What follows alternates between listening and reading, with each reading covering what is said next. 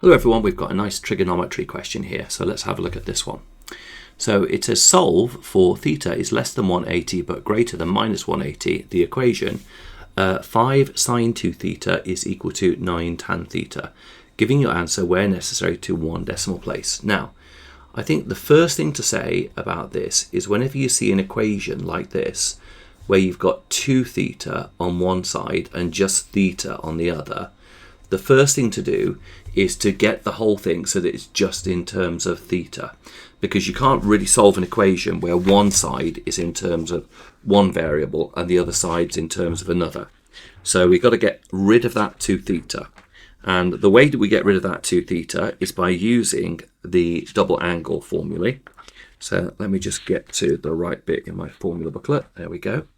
So we're going to be using sine of A add B.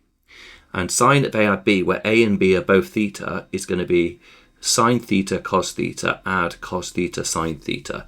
So in other words, we're going to be using the fact that sine 2 theta is equal to 2 lots of sine theta cos theta. So let's replace that there. So we're going to have 5 times by 2 lots of sine theta cos theta. And that's better now because everything's expressed just in terms of theta. So that's one really important step in the right direction.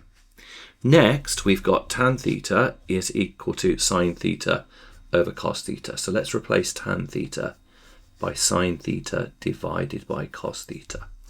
Okay, so this is looking good now. Let's see where we can go from here. I'm going to multiply everything by cos. So 5 times 2 is going to be 10. So 10 sine theta times by cos squared theta is equal to 9 sine theta. Okay, and I think from there what I'm going to do is I'm going to change the cos squared into 1 minus sine squared. I know this is getting a bit kind of crazy, so let's see what happens when I change the cos squared into 1 minus. Actually, do I need to do that? No, you know what, I'm just looking at that and thinking, actually, I'm not really so sure I do need to do that at all. What I'm going to do is take this sine over to the left-hand side. So I'm going to have 10 sine theta cos squared theta minus 9 sine theta is equal to 0. Now, the reason why that's really useful to me is because I can now factorize out the sine. So I get sine theta, open brackets, 10 times by cos squared theta minus 9, close bracket, equals 0. There we go. Now we're cooking on gas. So that means either sine theta equals 0 or 10 cos squared theta minus 9 is equal to 0. Perfect. So we can rearrange this now to make cos a subject. So therefore cos theta is equal to 9 over 10. So that cos squared theta rather. So therefore cos theta is equal to plus or minus the square root of 9 over 10. So we can solve these. So let's first of all look at our sine theta is equal to 0 in the range from 180 to minus 180. And it's inclusive of the 180s as well. And we can see that we've got a solution there at 180, we've got one at 0, and we've got one over here at minus 180 as well. So that gives us that theta is equal to 0 to 180, and we have got minus 180. So there's our first few solutions, okay? Now let's look at the graph of cosine. So we have got here cosine graph in between plus and minus 180. So that's going to be like that, and that's going to be like that. Wow, we've got a lot of solutions here potentially. So let's see what root of 9 over 10 is. So turn on the calculator. Root of 9 divided by 10 is equal to 0.94, so we've got plus or minus 0.94. So we can see that we're going to expect actually in the range from plus or minus 180, we're going to be expecting 4 solutions in fact, okay? So let's do inverse cos of root 9 over 10, making sure we're in degrees. So inverse cos of answer is equal to 18. So that gives theta is equal to plus or minus 18.435 degrees there. So that is that solution and that solution. And this next solution is going to come from us doing the same thing, but inverse cos with a minus in there. So inverse cos of minus times the square root of 9 divided by 10, and then go across and close the bracket, and that gives me 161.565.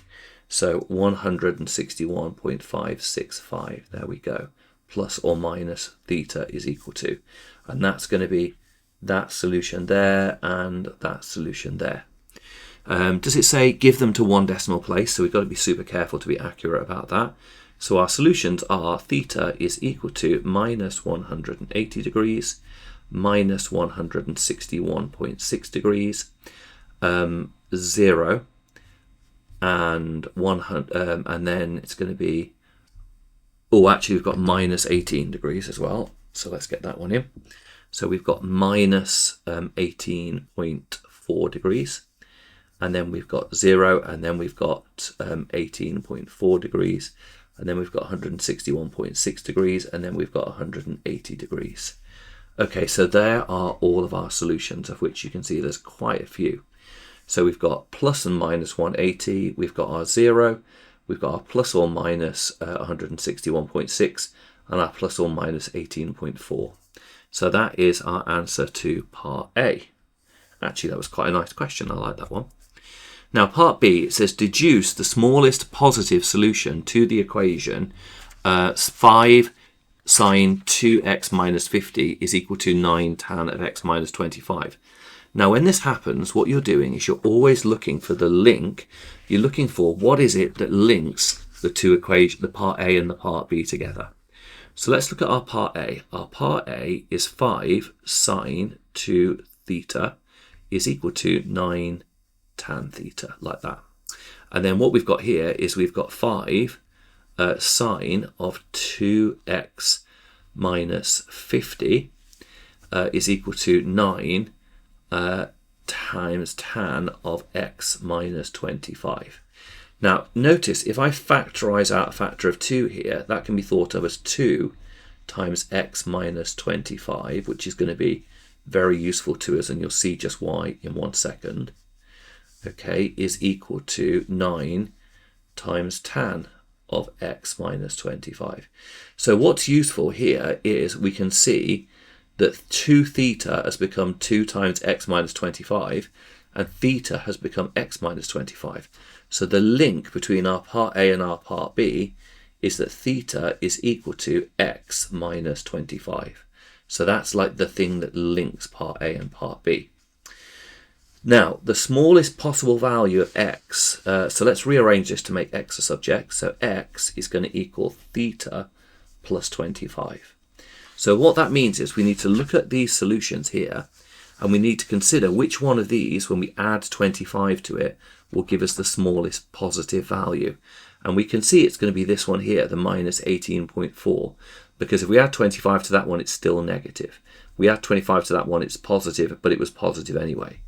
So therefore, it's going to be minus 18.4. It's when x is equal to theta plus 25. So it's going to be when x is equal to 18.4 plus, minus 18.4, sorry, plus 25. Okay, and let's work out what that gives us. So minus 18.4 plus 25 gives us 6.6. So 6.6 is the smallest positive solution to that equation. Excellent. Well, I hope you found that helpful. Remember, if you're finding these videos useful, if you could like and subscribe to the channel, that's going to help me keep on making more videos moving forward. As always, thank you so much for watching, and I'll see you in the next video.